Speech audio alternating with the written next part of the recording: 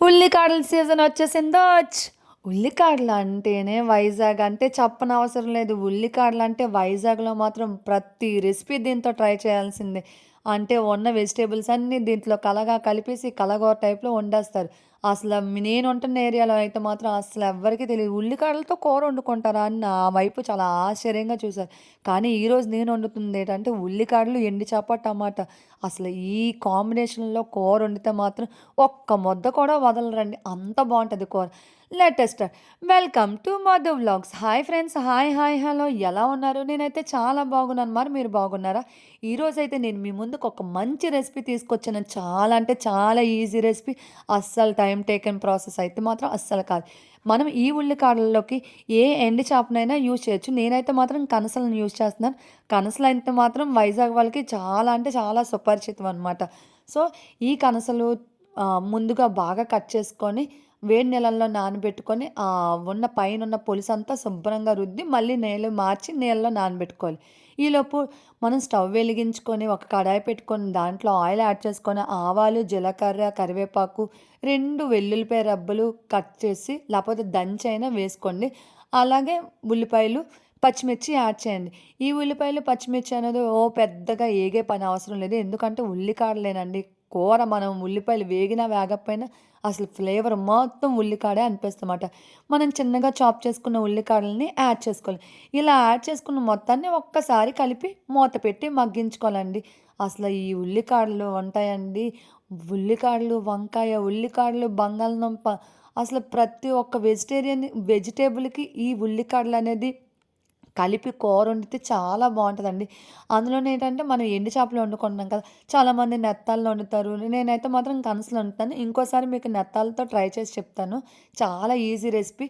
మనకు ఉల్లికాడలు జస్ట్ చిన్నగా ఉడికిందని తెలియగానే మనం ముందుగా కట్ చేసుకున్న హాఫ్ కేజీకి తక్కువ, పావు కేజీకి ఎక్కువ నేను యాడ్ చేసుకున్నానండి. ఎందుకంటే నేను వండుతున్న కూరే ఉల్లికాడలు, టమాటా, ఎండు చేపనమాట. చాలా బావుంటది. మీరు కూడా ఒక్కసారి ట్రై చేయాలి. ఈ టమాటాలు మగ్గించడానికి 2 టేబుల్ స్పూన్ సాల్ట్ యాడ్ చేస్తే సరిపోద్దండి. ఇలా యాడ్ చేసిన మొత్తాన్ని ఒక్కసారి కలిపి మొత్తంగా మూత పెట్టి మగ్గించుకోవాలి.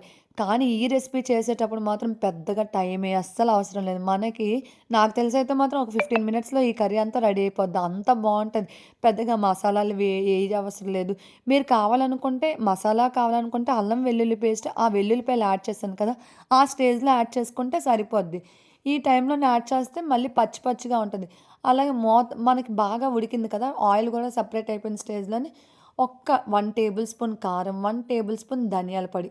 అంతే చాలు. ఇంక పెద్దగా ఏమెయ్యనవసరం లేదు. మీకు కుదిరితే half table spoon garam masala గూడా యాడ్ చేసుకోండి. నేనైతే యాడ్ చేయలేదు.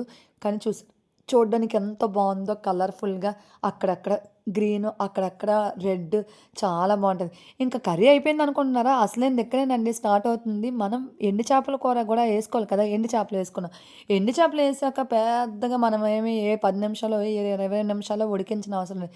జస్ట్ 5 మినిట్స్ సరిపోద్ది. 5 మినిట్స్ కన్నా ఎక్కువ పట్టదు. ఎందుకంటే ఆల్రెడీ మనం వేడి నీళ్ళల్లో ఈ ఎండు చేపలను శుభ్రంగా కడిగేసి పక్కన పెట్టాం కాబట్టి, ఆ వేడి నీళ్ళకే కొంచెం ఉడికిపోద్ది ఎండు చేప అనేది.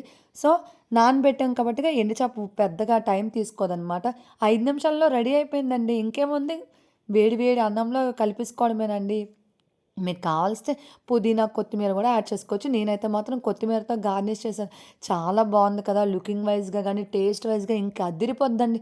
ఆ రోజు మీ ఇంట్లో చికెన్ వండిన స్మెల్లే వచ్చిద్దంటే నమ్ముతారా? చాలా చాలా బావుంటది. ఒక్కసారి ఈ ఉల్లికాడలు ఇలా ఎండు చేప, టమాటోతో ట్రై చేయండి.